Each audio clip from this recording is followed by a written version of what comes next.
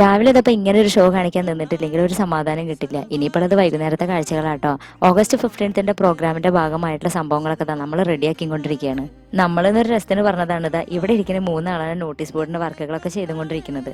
വെട്ടിമുറിക്കലും paint അടിക്കലും ഒക്കെ ആയിട്ട് രാവിലെ തുടങ്ങിയ പണിയാണ്. വൈകുന്നേരം ആകുമ്പോഴേക്കും എന്തായാലും നോട്ടീസ് ബോർഡ് കംപ്ലീറ്റ് ആക്കിയിട്ട് ഇവർ വീട്ടിൽ പോകുള്ളൂ എന്നാണ് വെപ്പ്. എന്തായാലും നോക്കി നോക്കാം. എനിക്ക് തീർക്കാനുള്ള പണികൾ വേറെ കുറേ ഉണ്ട്. നാളത്തെ ഇൻഡിപെൻഡൻസ് ഡേയുടെ വീഡിയോ പോവാണ്ട്, നമുക്ക് പ്രൊമോ വീഡിയോ റെഡിയാക്കാണ്ട്, അങ്ങനെ ഒരുപാട്.